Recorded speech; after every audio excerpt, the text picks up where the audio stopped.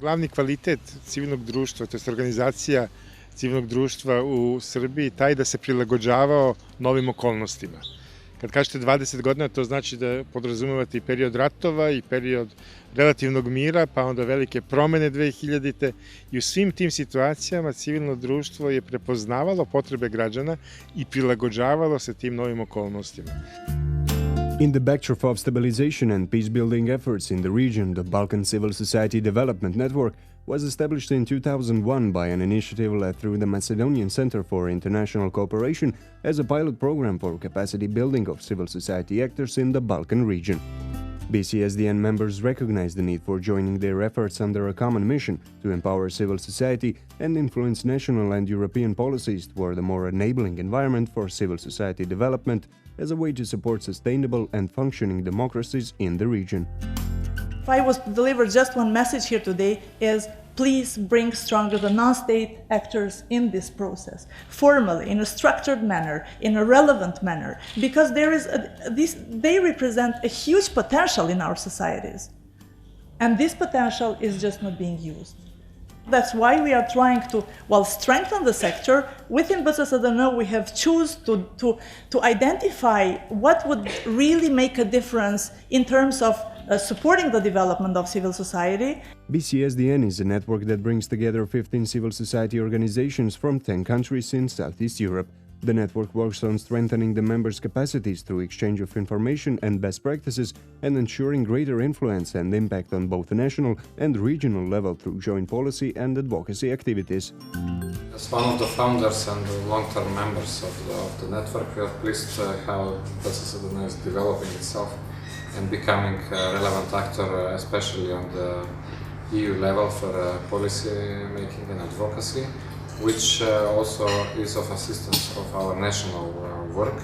Through the activities that we have developed as a part of the network, it has helped us as partners Albania why not to develop and to increase not only our capacities as a result of sharing experiences with other members, but also increase our image in the country. Being part of BCSDN is very significant for third sector foundation of Turkey because we can access information in different countries, and this gives the opportunity to compare what's going on in Turkey and what's going on in the Western Balkan countries. This gives an opportunity to advocate in national level and also advocate towards European Union as well. So this gives the sense of unity. Being part of the Balkan Civil Society Development Network has been both a privilege and an opportunity to contribute to a common position at the regional level on matters that are as valid and of importance at the local level. The network is a regional hub with global influence, creating and disseminating knowledge and innovation in the role of CSOs in advancing democracy. BCSDN is a leading organization for advocacy and promotion of enabling environment for civil society on European and Balkan level with recognizable expertise in the field. And now the question really is, how can civil society be empowered? Because many of us, I say now, when we start in civil society as citizens, it's something because we want to move something ahead, because we want to change something, because we are not satisfied with something and think if we get organized, then things will get better. And very often they do. But you have to have a kind of background, you have to have a framework, you have to have certain measures of rule of law, you have to have governments and media who are welcoming to civil society and not seeing civil society as a threat, in order really to be able to thrive and in order to fulfill the role that civil society has. In 2012, experts from BCSDN and partner organization, and with the support by the European Center for Not-for-Profit Law, developed a tool called Monitoring Matrix on Enabling Environment for Civil Society Development to influence European Commission support to civil society in enlargement countries.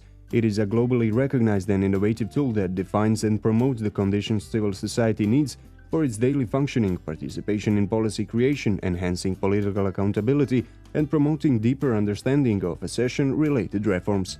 However, and this is why we're calling this a key, there is no one coherent, consolidated approach in defining what actually is civil society development, civil dialogue, and in terms of the monitoring.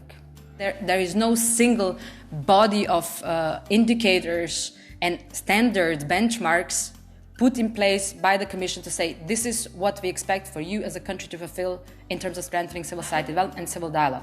This is exactly what we want to present today. The monitoring matrix presents the main principles and standards that have been identified as crucial to exist in order for the legal environment to be considered as supportive and enabling for the operations of CSOs. It underscores the fact that the enabling environment is a complex concept and outlines benchmarks in three main areas: basic legal guarantees of freedoms, framework for organizations' financial viability, sustainability and governance, and the civil society-government relationship. I think that this effort is really a good step and first step forward to establish sort of unified standards for civil society development. One of the key goals of the civil society facility is the enabling environment to support actors in the aspiring countries to improve the environment for civil society. And this matrix puts out some very clear benchmarks and indicators that we can use both in terms of a dialogue with actors, but we can also use it in terms of the way we design our support and the way we follow up and monitoring results. Through monitoring the environment in which civil society operates, the matrix identifies the priorities for intervention and increases the pressure towards national governments in the development of appropriate legislation and its implementation. Even though the matrix has been designed primarily as a monitoring tool, it responds to the need of CSOs to do evidence-based advocacy and to function in the necessary watchdog role.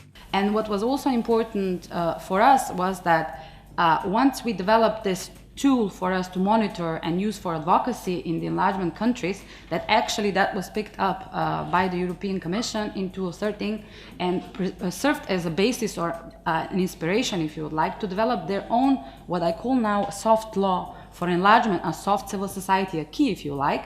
And the document is called now the Guidelines of EU for Support to Civil Society in Enlargement Countries. BCSDN has successfully managed to set the agenda of civil society development at the EU level and influence the EU strategic policy and funding support to civil society in enlargement countries, visible in the EC guidelines and the progress reports. For the political support, our main instrument is the progress reports.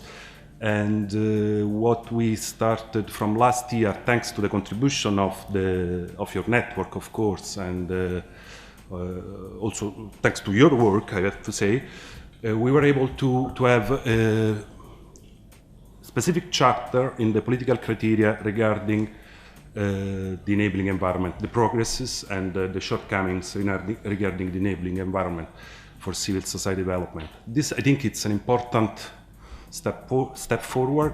Thanks to the matrix, the network through its members has also changed the discourse on the national level, determining the relationship between CSOs and institutions and enabling CSOs to provide governments with effective, corrective or innovative policy solutions towards ensuring a sustainable enabling environment for civil society and thus progress of societies as a whole. From the government sides, I would say it's necessary and needed for the process of self-assessment in terms of further investment in the civil society sustainability. Then in the progress that has been made or it will be made, and then in the context of reporting to the European Union as the overall progress in fulfilling the political criteria and democratization of the society in whole.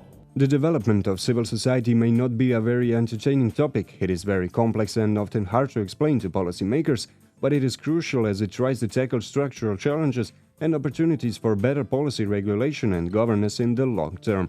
The impact of investing in civil society development is most visible at the local and personal level. It is in the small communities and the CSO's activities and services that make a difference in the life of ordinary people.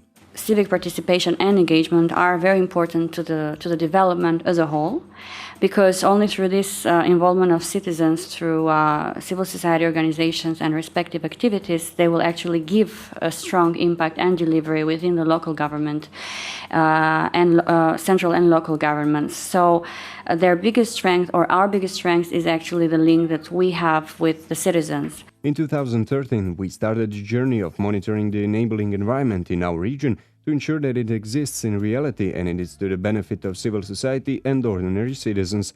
We stand for the freedom to engage in formal and informal associations and to propose and initiate change, for the freedom of citizens to express themselves on matters they deem important, but also on matters that are critical of. We advocate for CSOs to enjoy simultaneous tax treatment and transparent and accountable state support. We work so that a constructive cooperation and open dialogue with the public institutions is enabled, with civil society having its space at the policy table. In recent years, the trend of shrinking civic space globally has been increasing. In such times, what we stand for and work for brings many new challenges ahead of us. Civil society activism and basic freedoms are under threat daily, and BCSDN sees its role as a key in supporting and contributing both the local and global efforts for respect of basic freedoms and recognized standards for civil society and citizens activism. Jedan uzbudljiv period pred nama. Biće to i borba, kažem, za opstanak, ali i borba za nove teme, da se uključe novi ljudi i da opet i dalje radimo za dobrobit društva i građana, jer to je ono primarno zbog čega mi postojimo, ne zbog nas samih. Dakle, ne volim da govorim o opstanku civilnog društva radi opstanka civilnog društva, nego radi onoga što mi radimo.